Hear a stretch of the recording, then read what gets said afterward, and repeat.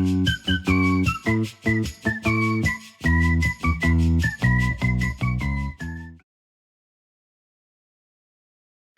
up everybody and welcome back to my YouTube channel. For those of you who haven't got a clue who I am, I of course am the FPL Train, where in today's video I'm going to reveal what my team selection is going to be ahead of Game Week 36. Now if anybody's actually watched any of these videos, they would have realised, well, they would have noticed in the last couple of weeks I have been doing this video literally on deadline day. For once I've actually had time to do this a few days before the deadline, so things could change by now till the deadline, but I'm pretty set on what I'm going to be doing for Game Week 36. I've got one free transfer. I haven't officially made it yet, but I've got a very good idea, and it might be a surprise on what I'm going to do with that transfer, but I'll reveal that a little bit later. Let's talk about the previous game week, Game Week 35, where overall I think it went pretty well for me, considering. So I scored 55 points overall, which isn't exactly the most amazing score in the world, but it did get me a green arrow, which is the most important thing. So it looks like with that free hit in Game Week 34, I've actually done pretty well, because obviously I didn't free hit in Game Week 34. In the last 3 game weeks now, I have been getting green arrows. So it looks like that plan did work out. The transfers are working out, and it's looking good.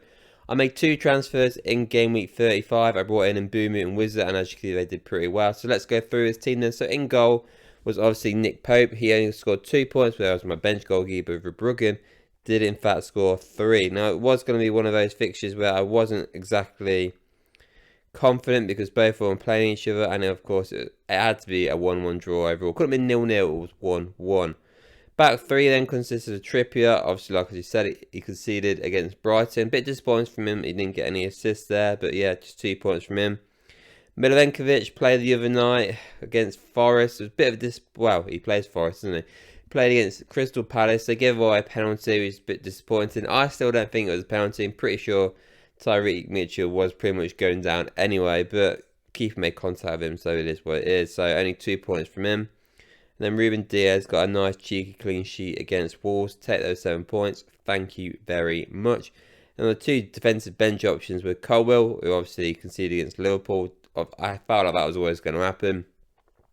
And the biggest disappointment was Konza, who got the clean sheet against Fulham. I said going into that game week that I wasn't sure whether to start Milivenkovic or Konza, and I was going to really decide up to the deadline, and I completely forgot about it because life got in the way. And unfortunately, I missed it, and by the time I realised, Konza sat on my bench, and he got the clean sheet, so I lost out on 6 points there, so that was frustrating. So in my midfield then, so the big one I'd say was the fact that I captained Mbeumo. I've got to say, I brought him and Wizard, I brought both of them in because I felt like Man United got the Europa League second round leg, they're going to make changes, and they're awful anyway. And, Brentford did score 4 goals. It's just frustrating that out of those 4 goals, Mbeumo only got 1 assist. No goals and 1 assist. It's not like him, so I was expecting a whole load of points. Didn't happen, but I'll just have to take the 10 points out of that one. But the main thing is, because obviously if people would, let's say, stick with having Salah as captain, then Salah, of course, on the other side, only scored 2 points and didn't get anything in that Chelsea game. So in that hindsight, it worked out. My other 2 midfielders in the middle there, so Rodgers also blanked against Fulham, got 3 points. And Jared Bowen was a possible ideal candidate for captaincy. He did actually, in fact, score against Spurs and getting 2 bonus points. Got 9 points overall. So I could have gone for him, but I didn't. But I'd take the goal anyway. So that's, 19 points from 2 games from Bowen since I brought him in. So definitely happy with that. And then obviously Gibbs White was on the bench. Got a yellow card in that game against Crystal Palace. So that was the correct decision there. And then my front 3 then consisted of Marmoush, who again, another blank. So that's 3 blanks in a row from him. It's not looking great for him so far, is it? Considering Man City are winning games. It's only 1-0 as well against Wolves, so that was disappointing from him. Wizard obviously came into my team this game week just gone. He scored, so 7 points from him. Got obviously bonus point as well, so that's now... he's been smashing it in the last 4 game weeks, hasn't he? And then Isak, again, another goal from Isak. Penalty this time against Brighton. Definitely took those 9 points. Could have had him as captain as well, but I felt like the Brighton game was a bit tough, but it is what it is. So 55 points overall. Another green arrow, which is the main thing. Looking good to stay in the top 1 million for the end of the season, because it's been an absolutely shocking season. Hopefully the green arrows continue from now to the end of the season. Fingers crossed there. But yeah, overall, I've got to be happy with that game week.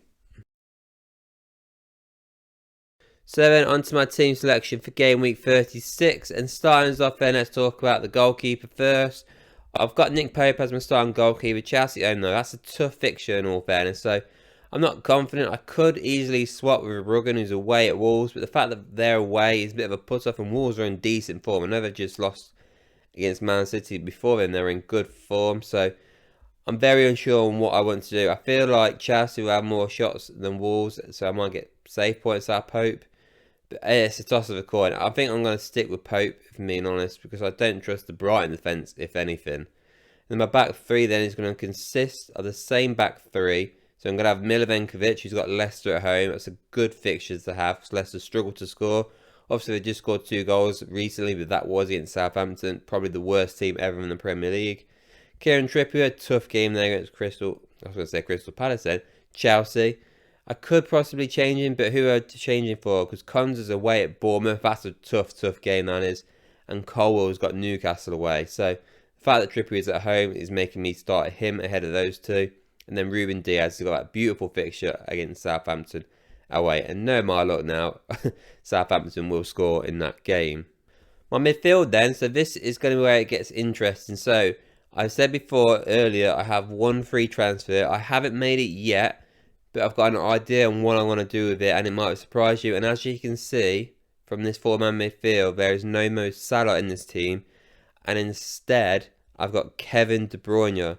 Now the reason why I'm thinking about bringing Kevin De Bruyne in for this game week and actually taking Salah out is purely based on the fact that Liverpool have now officially won the Premier League, right? They've got Arsenal at home in this game week coming up. Not an easy fixture. Like I said, they've won the league. You got players like Chiesa, still need a few more games, I think, maybe to get a Premier League medal, something like that. You know, or he could just take him off, start the youngsters. He doesn't want to get Salah injured. You know, what if he has a damaging injury gets him out at the start of next season? So there's a chance that he could maybe get dropped or maybe come off a little bit earlier. Now in the Chelsea game he just played, he played 90 minutes. But, you know, it's a possibility. And then there's also the fact as well, Kevin De Bruyne is officially leaving Manchester City.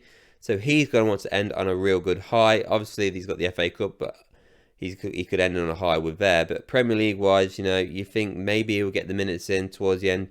They've got Southampton away as well, which is a massively beautiful fixture to have. So that's another reason why I want to bring him in as well. So, I mean, I could take him out then for game week 37 and get Saka in. That's also what I'm thinking as well. So, yeah, for now, I've got Salah still on my team, but he's got a difficult fixture at home against Arsenal, whereas De Bruyne has got bottom of the league. So for me, I think De Bruyne will be coming into my team for this game week. And then that, of course, leaves me with Jared Bowen, got Man United away, who are absolutely awful at the back. So, you know, this could be a 2-3-0 here for all I know. But it's a big game because both of them are really down there in the table right now. But, you know, we'll see how Man United... I do expect Man United to qualify for Europa League, so we'll see what Ruben Amorim decides to do with the Premier League and just rest his key players for the final. But Man United will get through yet, but we'll see how that goes. Gibbs White starts in my team then, so Rodgers drops to the bench this week, so he's got Bournemouth away, which is a tough fixture. Whereas Gibbs White has got Leicester City at home. You'd think that Forest would get a few goals in this game. It's a derby, so anything can happen, but I'm going to side with Gibbs White because he is playing at home against 19th in the table. And then Boomo, currently still down as my captain as well. I could change that to De Bruyne if I bring him in officially. But the fact that he's not in my team officially just yet, obviously I'm not going to have Salah as my captain. In Boomo, he's going to be my captain at this moment in time, who's got Ipswich Town away from home, which is a pretty decent fixture in all fairness. So, fixture-wise, for those 4-man midfield, it's decent on paper, should I say, but captaincy-wise this week, I tell you what, it's some big headaches. Even then, Gibbs White deserves a shout-out for who he's got, but for me, if I bring in De Bruyne, it's definitely going to be between Mbeumo or De Bruyne. And then finally, then my front three is going to consist of obviously the same front three as before. And Isak, who's got Chelsea at home, tough fixture to be fair. Wes has got a nice one against Ipswich away.